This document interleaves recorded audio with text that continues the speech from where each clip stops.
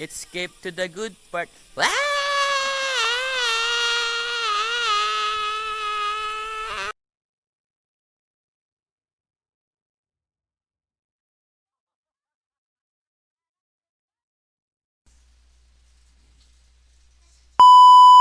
Yo, what's up mga boss, madam? Nandito kami sa may Kabangkalan City, Jollibee. Magbe-breakfast kami dito, bossing. Kasi pupunta kami sa may Kanduni.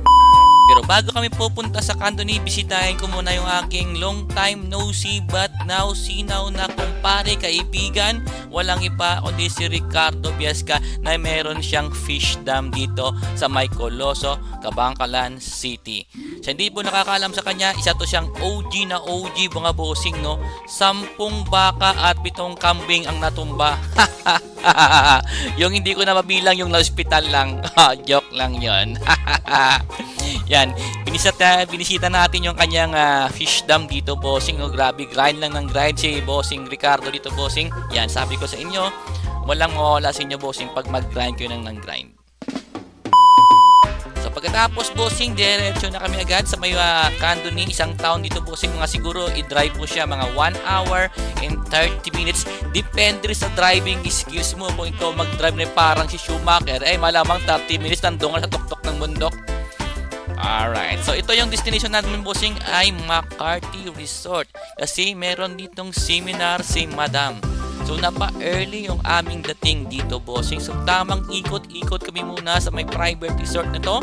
So saktong-sakto kami pa yung tao doon. Pwede ka mag-aura-aura dito, bossing. Yung ganda ng swimming pool nila na parang hugis chest or pond. O hindi ko masabi kung tao ba yan or bata.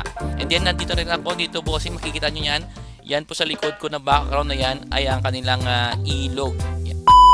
So pagkatapos namin dito sa may McCarthy Valley Resort, bibisitahin rin namin dito ang katapat nila na may hanging bridge. So nagtanong-tanong ako dito, bossing, kung accessible ba ito yung hanging bridge na to at pwede bang gamitin to, pwede bang lakad-lakarin, safe ba ito, at nagsabi naman sila na safe daw ito. Madalas daw ito ginagamit palagi ng mga nagtatransfer na kanilang mga produkto going sa main town, no? Pero madalas din dito, bossing, pag kulimlim na, maraming lovers dito, no, nagtutukaan. Joke lang. So pagkatapos niyan, bossing, nagkape-kape kami dito, bossing, sa kay Madam na coffee shop dito sa kanilang bahay, no. Yung bahay nito, bossing, pwede nyo pagrentahan to, no. Meron silang 1,600 na good for 3, meron silang 2,000 na good for 4 to 6 person. At makikita nyo na, bossing, yan yung pangarap ko na farm. Pero ito, nakikita ko yan, liit lang yan eh. Hindi yan pwede sa akin. Kasi gusto ko yung malaki, no? Kasi scammer kasi ako eh. Isipin nyo, pag scammer ka, maliit lang, hindi pwede yon, di ba? Alright, so ito na, nag-start na po ang seminar ni Madam. Meron sa ditong function hall na open para maliwalas, no? Yung hangin na lang, no? Diretso lang. Yan, may mga stock din yan, bandang dyan. Okay, so nandyan yung mga student natin kasi meron silang tawag dito, may mga awareness month yan. So katapos lang ng ating seminar dito, bossing, at yan, in-award na si Madam at picture. Pagkatapos ng picture, lunch na kami. Pagkatapos ng lunch namin, bossing, pupunta kami dito, bossing, sa may barangay Gatuslaw, Kanduni, where you can see a mountain within a mountain, literal, bossing. Yes na lang po ang plete mo, nasa bundok ka na or nasa langit ka na. Abot kamay mo yung langit dito, bossing, no? Pag umulan, bossing, sigurado ang laki ng drops ng ulan dito. Masakit siguro sa mata or sa ulo, 'di ba? Kasi sobrang lapit ng ulap, bossing, oh. Parang mahawak-hawak mo na. And then yung pinuntahan namin dito, bossing, ay Rainbow Cafe dito sa may barangay Gatuslaw, Kanduni, Negros Occidental. Yan siguro tinawag sa na Rainbow Cafe kasi ang kanilang rainbow color na kutok, yan, oh, kita mo yan. Saka yung kanilang stairs papuntang taas, kanilang resto. Yan, meron dito ang rainbow color din papuntang sa kanilang Instagrammable na view. Yan.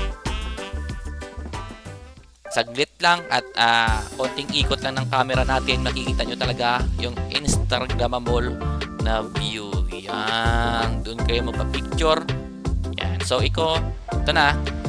Tamang 360 lang dito sa Instagrammable nila na view. Yan, no? Diba? No? Nakakainis yung itsura ko, no? So, meron isang ditong swing na parang pambata lang. No? Bawal sa mga mabibigat.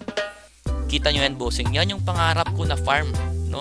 Hindi yung 1 hectare, 2 hectare lang. Wala yan. Gusto ko mga tag 10,000 hectares. Yan. Okay, so nag-ano tayo dito, nag 360 na 0.5 syempre, no? Para dila-dila rin. Yan ang uso yung dila-dila eh. So dito tayo dito ng view dito, bossing, sa kanilang veranda. Yan. Kita nyo yun? Yan yung gusto kong pangarap. Hindi yung kapirasong lupa lang. Bundok talaga yung gusto ko. At eto pa, yan oh. Yan, makikita mo talaga oh. Pwede mo yung yung ulap na sa kamay mo oh. Yan, tinuro ko rin yan, yan yung gusto ko. Hindi yung hektar-hektarya, 1 hectare, 1 wala. Bundok talaga gusto ko, bundok. Yan, gamitin mo yung utak mo, mang scam ka and thank me later. Bahala, atin nyo dyan.